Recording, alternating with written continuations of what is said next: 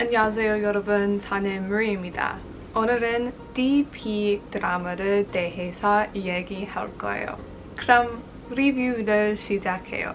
Today's video is probably going to be just a little bit shorter than my usual reviews are, and that's simply because it's been quite a few weeks now since I finished watching D.P, and if I don't write my script pretty much within like the first 4 or 5 days after finishing a show, some of the details of the show gets lost on me. My memory is not that good.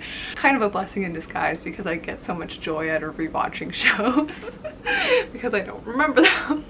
Anyways, that's just to say that this video is really just going to be kind of a bit of a rambly gush about D.P, and in the end hopefully I'll convince some of you guys who might have passed on the show to give it a chance. So first, the synopsis. D.P centers around the daily life of men during their mandatory military service. And our male lead, who is played by the wonderful Jung Hae-in, is quickly recruited into the D.P division of the military due to his innate critical thinking abilities. And it is there he joins up with a few different sambaes as they track down deserters. Now, before we go any farther, I just have to mention that I am not a military person. I don't care very much to actually learn official military titles, so if you're looking for those, you're not going to find them in this review. I want to talk about the harassment depicted in D.P first, because it is the reason why I held off on giving the show a chance for so long. This came out in August 2021 and it's now March of 2022. So I am super late to the party, and most of the conversation around D.P has died down altogether. Except for there is some excitement around season 2, and I am right there with everybody else. If you're like me and all you ever really knew about this series was that it depicted systemic harassment and bullying in a gut-wrenching way, I'm here to tell you that yes, those elements are there, but they're handled with a lot of care and they're presented to you very well. Like, you as the viewer are getting the messages that are intended. This is not just harassment for harassment's sake.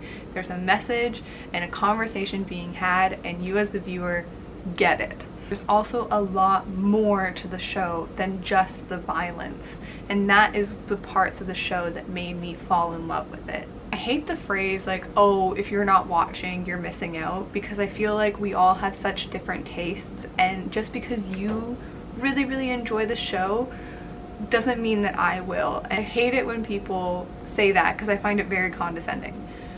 But now I'm gonna turn around and say it, because if you passed on this show because of the harassment, you are missing out. You're missing out on great characters, really beautiful writing, and a story that is about the human condition. This is a new drama that I would put with others like My Mister and Miss Sang and Designated Survivor 60 Days. Like, those are all shows that I feel strongly represent the human condition, and so does D.P, with as much seriousness and respect for the viewer as these ones did. Go into D.P with the correct mindset, as I did. Be prepared for those hard to watch, hard to swallow scenes, but if you're curious by the story and the actors involved, watch it. It's very good.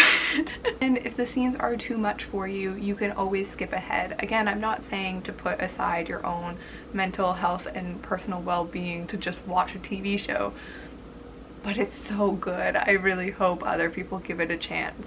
What are the other positives with D.P? Well, there's the overall production. What you are going to see on screen is very appealing to the eye, from the color grading to the camera work. Everything is very good. The soundtrack is also phenomenal. While I was kind of scripting my notes for this video, I was listening to the soundtrack because, again, it's been so long. It's been a few weeks since I watched D.P, so I kind of wanted to get back into the place of the show, and the soundtrack perfectly represents the feelings of the characters and the overall vibe of the show too. So if the trailers don't win you over and you're still unsure, honestly, I would put the soundtrack on and see if it appeals to you, because it's a great representation of the emotions within the series. And the writing as well is just so good. Every character is given a surprising amount of depth, and even our antagonists are treated in the end as real people with their own internal struggles and demons. It's so good. And then the last thing I'll highlight is the action. From chase scenes to hand-to-hand combat, everything has the right type of tension and the stakes are there. The only con that I considered highlighting was the show's episodic nature.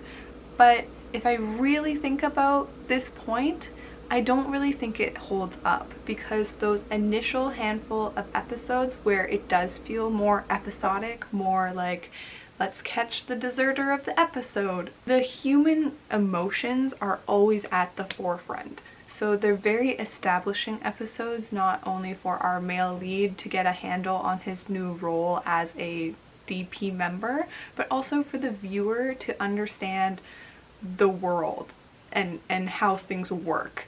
And it's so, it's just, guys, this show is just so good. But if episodic storytelling still really grinds your gears, not to worry, it transitions very quickly into the main climactic arc of the series. Now it's time for my overall rating, and if you haven't guessed already, I'm giving DP a 5 out of 5 stars. Alright you guys, that's everything from me. Let me know down below if you have watched DP or why you've passed on it, and like I said in the beginning, have I convinced you to give it a try? Have a good day, have a good night, bye! Can we just give it up for the shirt for a moment? Like, look at these sleeves.